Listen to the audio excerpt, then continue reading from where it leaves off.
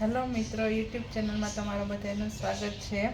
આજે હું બનાવવાની છું ઊંધિયું. હવે શિયાળો આવી ગયો છે તો બધા શાકભાજી પણ આવતા જ હોય છે. તો આજે હું તમને ઊંધિયું બનાવીશ. તો એમાં સૌપ્રથમ પહેલાં મેથી અને ધાણા લેવાના છે, કારણ કે એના આપણે મુઠિયા બનાવશું, એટલે કે ગોટા મેથીના ઊંધિયામાં નાખવા માટે. તો 1 કપ મેથી અને 1 કપ ધાણા લેવાના. તમે જોઈ શકો છો.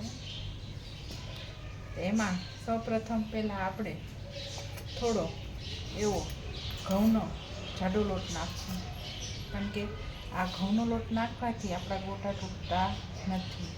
તો થોડોક અમથો જ નાખવાનો, 1 ચમચીની થોડોક ઓછો.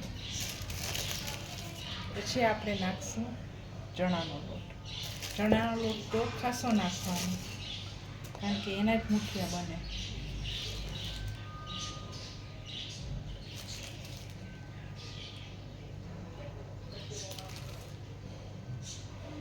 ને તમે જોયું, મેં એમાં 5 ચમચી એવો ચણાનો લોટ નાખેલો છે.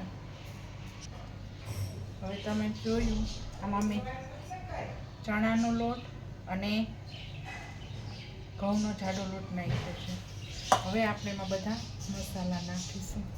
તો સૌપ્રથમ તો આપણે હિંગ નાખીશું, કારણ કે એમાં બેસન આવે તો કોઈને પેટમાં ગડબડ ન થાય એના માટે. હવે સ્વાદ અનુસાર નમક. પછી આપણે નાખીશું ગરમ મસાલો, કોઈ પણ ગરમ મસાલો નાખી શકો તમે એમાં.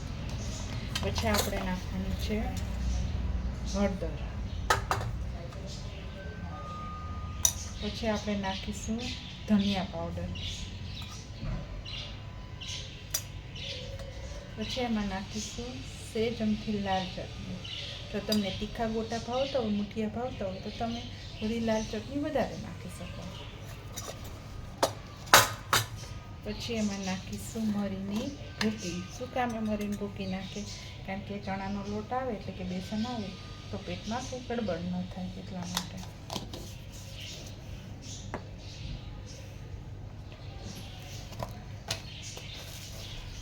ગળાશ માટે થોડીક ખાંડ પણ નાખીશું આપણે, કારણ કે મુઠિયા થોડા, એટલે કે ગોટા થોડા ગળ્યા પણ જોઈએ આપણે. હવે આપણે આમાં થોડું લીંબુ નાખીશું. 1 લીંબુ નાખી દેવાનું.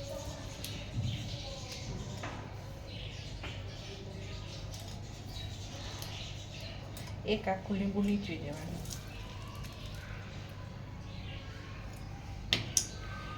હવે તમે જોઈ શકો છો, આપણે 1 આખી ચમચી મોણ માટે તેલ નાખવાનું છે. 1 આખી ચમચી.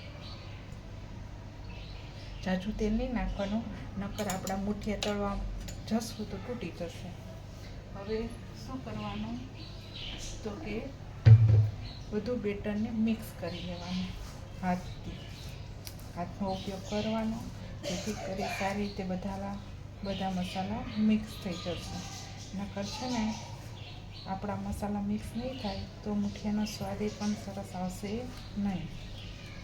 ખાસા કોથમીર પણ નાખવાના, એટલે કે ધનિયા નાખવાના અને મેથી નાખવાની. જો તમને એમ લાગે કે મેથી વધારે છે તો થોડોક બેસનનો લોટ થોડોક વધારે નાખશું આપણે. ઊંધિયામાં જેમ ગોટા વધારે હોય એમ સરસ થાય. હવે થોડું પાણી એડ કરશું, થોડું અમથું, કારણ કે મેથી ભીની હોય તો આપણા મુઠિયા થોડા પોચા બને.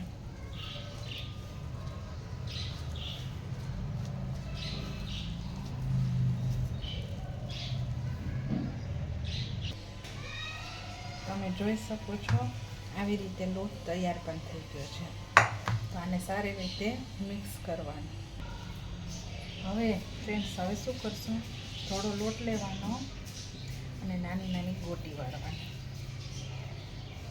તો લોટ ચોટતો હોય તો હાથમાં તેલ લગાડી લેવાનું આવી રીતે.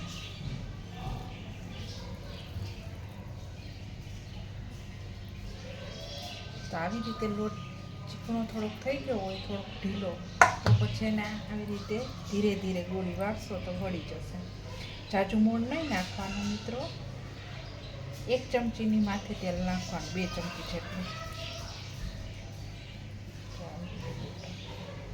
કારણ કે ગોટા વગર ઊંધિયાનો સ્વાદ આવતો નથી. અમારા ગુજરાતમાં તો ઊંધિયું બહુ વખણાય છે. એક સુરતી ઊંધિયું આવે છે, એ થોડું મીઠાશવાળું હોય છે, પણ અમારી સાઈડ જે કાઠિયાવાડી ઊંધિયું બને છે એમાં ગળાશ હોય છે, પણ એટલી મીઠાશ હોતી નથી. અત્યારે શિયાળામાં તો ખૂબ મોજ પડી જાય એવી ઊંધિયું બધા બનાવે છે. એમાંય ખાસ કરી અમારા તહેવારો જે આવે છે, જાણે કે દિવાળી, તો દિવાળી ઉપર બેસતા વર્ષના દિવસે અમારા ઘરે તો અચૂક ઊંધિયું બને છે. અહીંયા બધા બનાવે છે એ અમારા ગુજરાત સાઈડ. તો પછી 14મી જાન્યુઆરી, જાણે કે મકર સંક્રાંતિ આવે છે, તો તે દિવસે પણ ઊંધિયું લોકો બનાવે છે અને મોજ માણે છે ઊંધિયાની. ઠેર ઠેર બજારોમાં પણ ઊંધિયા રેડીમેડ વેચાતા હોય છે. જે ન બનાવે એ રેડીમેડ લઈ લે છે, પણ અમે તો ઘરે જ બનાવીએ છીએ ઊંધિયું. મારા મમ્મીના ઘરે, એટલે કે મારા પિયરમાં, તો દિવાળીના દિવસે, એટલે કે બેસતા વર્ષે, નવા વર્ષે ઊંધિયું અચૂક બને છે. તે દિવસે બજારોમાં પણ ઊંધિયાનો ભાવ ખૂબ જ હોય છે, કારણ કે બધા લોકો નવા વર્ષના દિવસે ઊંધિયાની મોજ માણે છે. અને મકર સંક્રાંતિ આવશે ત્યારે પણ ઊંધિયું બનાવશે, અને બધા ઊંધિયા ખાવા માટે અગાસીમાં લઈ જશે ટેરેસ ઉપર, અને ત્યાં પતંગ ચગાવતા ચગાવતા ચીકી અને ઊંધિયાની મોજ માણશે. બીજું મિત્ર, આની સાથે તમે પૂરી પણ ખાઈ શકો, રોટલી પણ ખાઈ શકો, અને પાપડી જે આવે છે બેસનની અને ઘઉંના લોટની પાપડી બનાવવાની હોય છે, એટલે કે એને ચાપડી કહેવાય છે, ચાપડી ઊંધિયું. તે ચાપડી બનાવી અને ઊંધિયા સાથે ખાય છે માણસો. પૂરી ટાઈપ હોય છે, સેજ કડક. તો રાજકોટમાં એ ચાપડી ઊંધિયું પણ ફેમસ છે.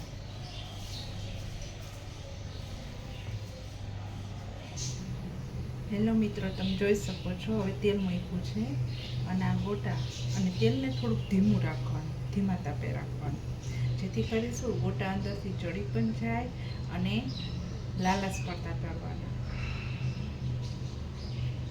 તો આ છે ગોટા, એને આપણે તળીએ. એવું હોય તો હાથેથી થોડા કરતા જવાના, કે જેથી કરી સરસ શેપ આવે પાછો. તો હવે ધીમા તાપે આપણે કરીશું. હું તમને હમણાં દેખાડું છું કઈ રીતે તળવાના, કારણ કે જો કાચા રહી જશે તો તમારા ઊંધિયું સારી રીતે બનશે નહીં. અને પહેલી મેઇન વાત તો, જ્યારે સીટી વાગશે ઊંધિયું બનાવતા હશું ત્યારે ગોટા છે ફાટી જશે, અને ફાટી જવાથી તમારું ઊંધિયું છે એ એટલું સારું બનશે નહીં. તમે જોઈ શકો છો હું હવે તળવા માંડી છું.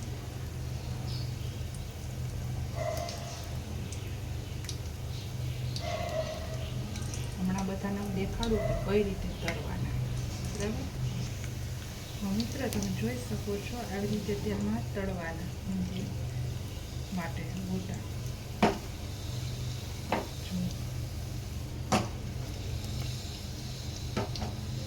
ધીરે ધીરે હલાવવાનું, જેથી કરી ગોટા આપણા તૂટી ના જાય. એકદમ લાલચ પડતા તળવાના. જો તમે લાલચ પડતા તળશો તો આપણા જે ગોટા છે એ ખૂબ સારા થશે.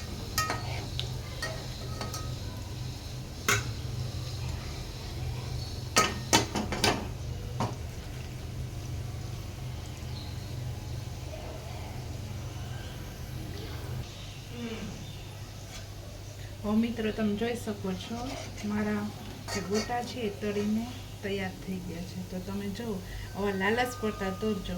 જો તમે લાલચ પડતા નહીં તળો તો પછી આ ઊંધિયું આપણું સારું બનશે નહીં, અને કાચા રહી જશે.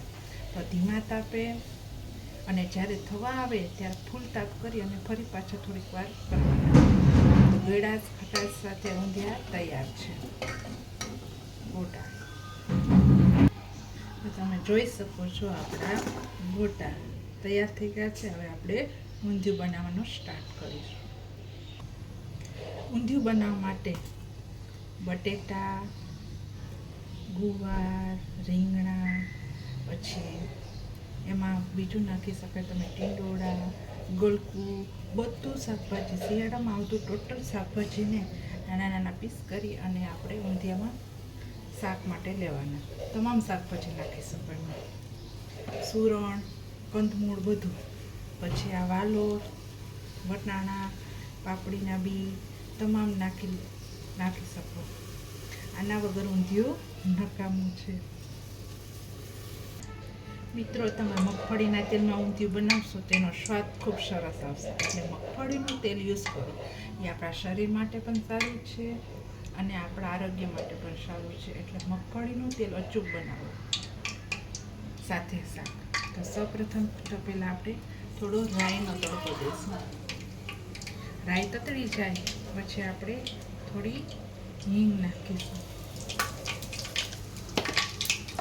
પછી આપણે શું કરશું, થોડા જે આ શાક છે એ વઘારી નાખીશું.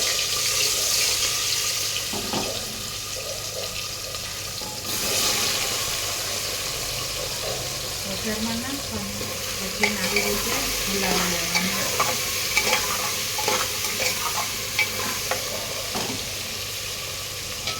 પછી એમાં આપણે બધા મસાલા એડ કરીશું. મસાલા એડ કરવામાં સૌપ્રથમ તો આપણે થોડો ધનિયા પાવડર નાખવાનો. પછી આપણે 1 ચમચી હળદર નાખીશું.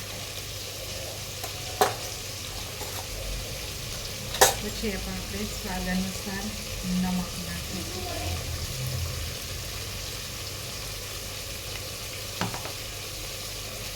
અને થોડા અમથા મરીનો પાવડર નાખીશું, જેથી પેટમાં ગળતું નથી. અને તજ લવિંગ નાખવા હોય તો તમે તજ લવિંગ પણ નાખી શકો. હવે આપણે જે મેન ઇન્ગ્રીડિયન્ટ છે કે જે લસણની ચટણી છે, લાલ મરચું નાખવાનું.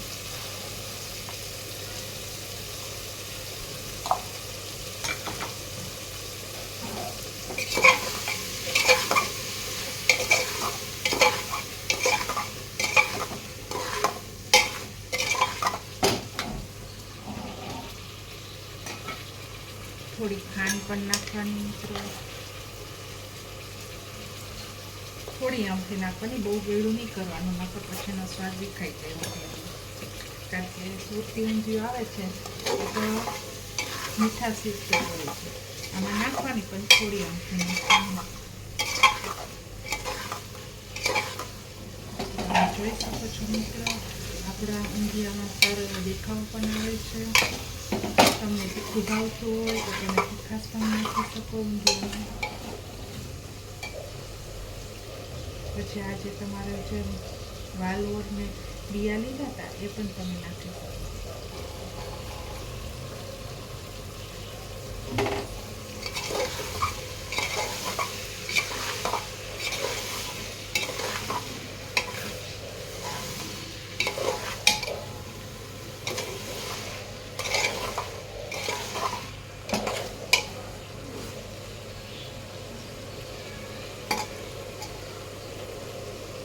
હવે મિત્રો શું કરવાનું, હવે પાણી રેડવાનું. થોડુંક પાણી વધારે નાખવાનું, કારણ કે ગોટા આપણે ચડશે તે પાણી પી જાય એટલા માટે.